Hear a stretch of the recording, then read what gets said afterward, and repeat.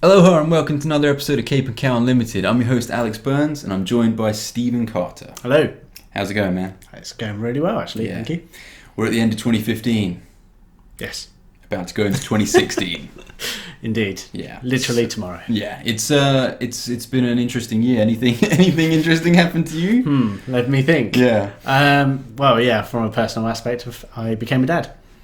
So yeah, that was a little bit of a milestone there. Tugging at those heartstrings. I've met the kid. She's pretty awesome. Evie. Yep. Yeah, and she's definitely a superhero in the making, so we'll let her into the Cape and Cowl headquarters every now and then. But on to more interesting topics. Back on topic. We're looking back at 2015 as a whole, so in this video we're talking specifically about our favourite movies. Yes. Yeah, not some award-winning stuff, no? Nope. Purely opinion pieces. What we think broke the mould when it comes to 2015. In terms of our cinema-going experiences, we're ignoring what might roll up with a golden man at the end of, February or whatever, but this has been a great year for films. I mean, so many... I haven't had as much fun in the cinema in a long time, No. Just so many good movies. And also, I'm going to tote this as the year the family movie came back big time. Yeah. Just something you can take the whole family to, no qualms. So, to kick off this list, we're going with Mission Impossible. Yes. Mission Impossible 5. Fifth outing. And It's getting pretty old now. Yeah, I mean, Tom Cruise though, he's got the chops, man. He's just on top of his game. Yet again, whatever the guy's doing in his personal life, no idea, but he knows how to make a good spy movie. It's that Scientology stuff, isn't it? Well, yeah, but I don't read that. I don't read into that sort of stuff, and I wouldn't want to alienate any of our fans that are. So it's all welcome here. But I mean, it's just you disagree with me on this one a little bit. I'm of the mindset that these Mission Impossible films are giving us something we're not getting from these new James Bond movies. Yeah. Yeah, I feel, what's your take? I still think that the Bond movies have been incredibly strong. Daniel Craig's is by far the best Well, yeah. Bond that we had so far. Sam Mendes is doing a great job, just bringing it a new image to the whole franchise, basically. But yeah, what do you think then? We're not talking about... Let me just break this down. Spectre is not on our list, but Mission Impossible 5 is, because it does something that Spectre doesn't. And that's have fun, have a good time, and remember what makes people go to the movies for a spy film. It's all about car chases, epic stunts. I know you get that stuff in James Bond. I know they're pioneers and everything, but there's just something about MI5. It's something about Mission Impossible recently, the way they're bringing in the supporting cast, Tom Cruise as a figurehead. There's no qualms about it. It's just it's old school meets new school at the same time, man, and it's giving me that fun, those old sort of Roger Moore Bond movies, as hokey as they were. Yeah. I will always stay watching those ones, and for that reason, Mission Impossible 5 is on our list. Moving on to another epic experience I had at the cinema. Yep. Jurassic World, man. Yes. What can you say? Yeah, I was 11 again when I saw it. It took me back to that sort of era, watching the original with my dad. We'll just forget about the other two, Lost World and it wasn't so great, but there's something magical about that first one. And I don't think this will ever have that kind of rewatchability that the first one has. Where you're just like, oh, it's on Channel 5 on a Sunday. You just, I'm going to watch it. Whatever part of the movie's at, you almost get annoyed at yourself if you come to it towards the end. Yes. But Jurassic World, it does such a good job. Chris Pratt is amazing. I didn't think going into it in this world of, the cinemascape that we've got at the moment, which is, superheroes are just dominating everything, that there'd be such a visceral, exciting reaction to a dinosaur movie. I'll be honest, I thought this movie was going to bomb. Yeah, I didn't think it was going to hit as big as it did, and it's made so much money, and it's that family experience again, and the park was well realised. There's a family experience as well, but I feel like it was almost a love letter to the fans of the original film as well.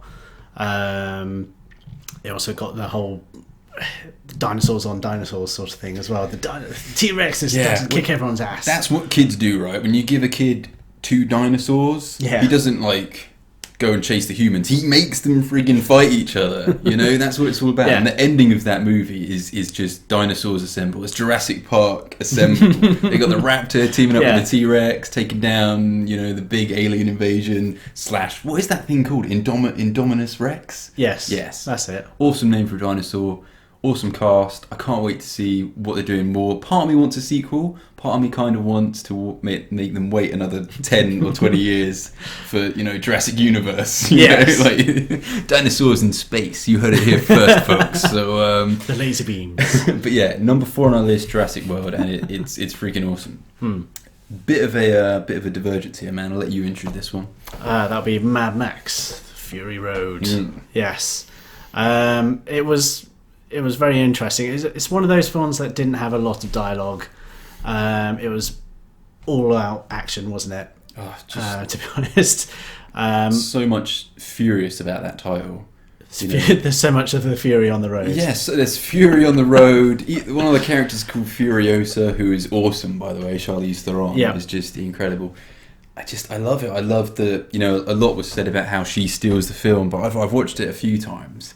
And I love Tom Hardy's journey, from nutball to human being by the end of it. It made me appreciate his character. Like he was a bit of a background character that he didn't have a lot to say, but it kind of suited the whole Mad Max sort of thing. Yeah. He's a drifter. He sort of phases in and out. He's stuck in hell, and the sequence that stood out for me the most is when they go into the friggin' sandstorm, tornado, thunderstorm thing.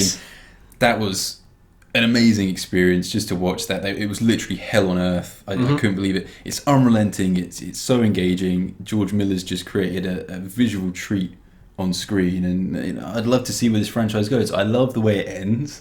I love the way that it's just a story, a day in the life of Mad Max. Yes, you know, I mean, I'm off now. Yeah, I mean, that was Friday night. You still got Saturday and Sunday, so I'm really excited for where it's going. If it, I don't know, how was it at the box office? Did it do well? Like, I remember it receiving a sort of mixed reviews, wasn't it? To be honest, some people were raving about it with all the action and everything, and everyone was moaning about it. I think people moaning about it went into that film not knowing what like Mad Max movie was. Maybe they watched Beyond Thunderdome and thought it was going to be that. You know, and it's like, come on, no more. But Mad Max Fury Road, number 3. Yes, it's awesome. Go and see it. Number 2. That'll be Avengers. Got something to do with these guys. Yes, the Age of Ultron. Second outing for these guys after that epic first entry in the series. How did it fare, buddy? Well, don't let the name fool you. If you're fans of the original comic, got kind of nothing to do with that. They just borrowed the title and then just went with it. It's got Ultron in it, but not as you know him. It was good. It opened up with a bang, didn't it? That opening sequence. This is why. This is why, man. I love the first Avengers, but I think, like, in the future, right, 5 years down the road, not accounting for what else is to come out of Marvel, but I think if I've got, like, Avengers staring at me and Age of Ultron staring at me on, like, a rainy day, we get a few of those over here. Yeah. And I'm thinking, man, I got a free afternoon, feel like an Avengers movie. I think I'm going to put Age of Ultron on, just because it's that film, as much as it connects to the rest of the wider MCU, that is going to be able to stand on its own as just a good adventure story. Just simply an enjoyable film. You know, whereas the first Avengers, you got about, 40 minutes to build up. It's a great movie, but, the Avengers don't come in team up really until the end. Yeah. As fantastic as it is. But this is like straight away from the beginning. They're infiltrating a Hydra base. It's like, it captures that magic of just opening a comic book and boom, you're there, you're right in the action. Yeah. There's no faffing about, and that's what I love about this movie. Bright colours, insane action, not necessarily, physics defying kind of stuff. But that's what you'd expect. It's a comic book movie. That's all you need. They've absolutely knocked it out of the park. I mean, I don't know who comes out best. Like, every hero gets his shake. I wasn't too keen on Quicksilver, but it's a bit of a mixed bag. Ultron as well, as you said, wasn't too fussed. Yeah, I felt he could have been a lot scarier. The way he was built up in the trailers anyway, he looked like a really threatening character. That whole sort of obsessed with Pinocchio thing and quoting lines from that. Turns out it was just a plug for Disney. Yeah. Who'd have known? Downloads that song went through the roof when that trailer came out. Yeah. There are no strings on me. Well, yeah, definitely not. But the vision coming in right at the end as well. Yeah. Unbelievable. And the party scene, this is what the film does. The party scene, the hammer scene, the finale, the epic fight. Yeah. It's just, what more can you want from a comic book movie, superhero movie entertainment? It does it so well, and I love it. It's full of heart. It's full of fun. Yeah. You can't. There's too much you can say, man. It's the best. Before we get to our number one on the list, though, yes, have to slide in a little epic mention to one of your favourite movies of the year. Yeah, Ant-Man. I don't know why it's on here. Why it's not on here. Well, it's a top 5, top 6 sounds kind of weird. I don't know. Yeah, but I really enjoyed Ant-Man. We went to see it with our spouses. They really enjoyed it as well. Yeah. Yeah, it's just fun. Again, like you said about Avengers, it's one of them ones that I keep finding myself watching. I did this the other day, actually. I was like, got a bit of spare time. I'm going to watch Ant-Man. Yeah, I love it. Yeah, it's something. It's, I don't know. I found the main villain, Cross. He was a little bit weird. I found him. Yellow Jacket. I just found him a bit sort of hard to get behind why he's that angry. That actor usually has hair, right? He's not always... Yeah, I think he's one of those guys you've seen in a different movie with hair on.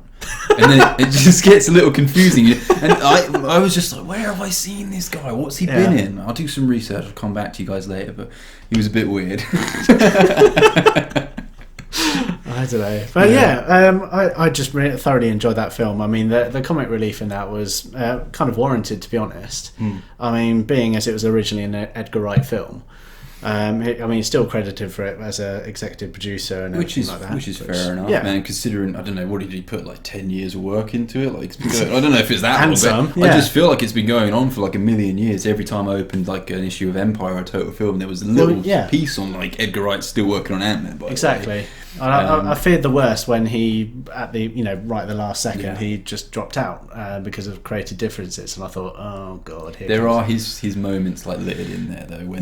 When he's stuck in the briefcase, and the briefcase and the climactic scene, with the Thomas the Tank Engine. I think it had so many great moments. Reason I'm holding it off of the top 5 is just because it's an origin movie for a superhero. Yeah. And I'm at the point now where it's not Ant-Man's fault. It's not Paul Rudd's fault that there's been like 12 other heroes that have just come out recently. But I think if you're telling an origin story now, you've got to do a little bit more than the setup. Sue happens about midway, he gets beaten, and he beats the villain. Yeah. There's a predictability about it, and everyone's gonna have to face this. It's not just Ant-Man, So I think the creative aspects of that movie work so well. Yeah. For me, origin movies need to move forward. They need to progress from what we've seen in Batman Keep it Begins, fresh. Anyway, so an epic mention for Ant-Man doesn't quite make the list, but it's pretty much on the list now, man, because we've spent so long talking about it. Okay, so number 1, il numero uno. Is it really a surprise? Is it a surprise? I don't know, Steve. What do you think it's going to be? I mean, what other movies were there left that were huge? That huge? As big as this? As big as Star Wars The Force Awakens? Oh. Number 1, man. It has to be. Yeah, of course. Phenomenal. I mean, Star Wars The Force Awakens, man. I mean, I'm kind of still riding the wave. I only saw it like 2 weeks ago or whatever, but it does so much right. It's one of them films that I could easily go back to the cinema and just watch again. Yeah. I don't mind paying the 7 or 8 quid. It's so good. We've done it. It's amazing. I mean, A New Hope retold for a new generation. New Hope 2.0. Yeah, and I love that. I love it. Kylo Ren, Han Solo, Chewbacca, so many incredible moments, humble storytelling on a it's on a similar ground to what Jurassic World did to Jurassic Park. That's what I'm saying, man. Yeah. Bringing the family movie back. It's a big deal. It's a big deal. Like all of those films, it's no coincidence they all grossed over $1 billion. It's almost taking it for granted now. If you don't smack $1 billion and you're a movie like this, you kind of failed. You failed, goddammit. If it's AAA release, J.J. Abrams has just... It's love, man. There's just love. That movie, so amazing. It's on number 1. It's on number 1 because that's the overriding feeling you get out of it. A sense of wonderment, a sense of fun, and there's just so much to love. So we hope you've enjoyed our top 5, 6 countdown of our favourite picks. Our favourite picks of the best movies from 2015. There's a whole 2016 is going to be amazing. So many movies coming out in 2016. It's going to be huge. I think we should make a video about it. You reckon? Yeah, okay. So we're going to get to work on that. Thanks for watching. Like and subscribe, you know the deal. Check out the link in the bio below. Check out capeandcowl.co.uk. We love you guys. Thanks for tuning in, and we'll see you next year. Check you later.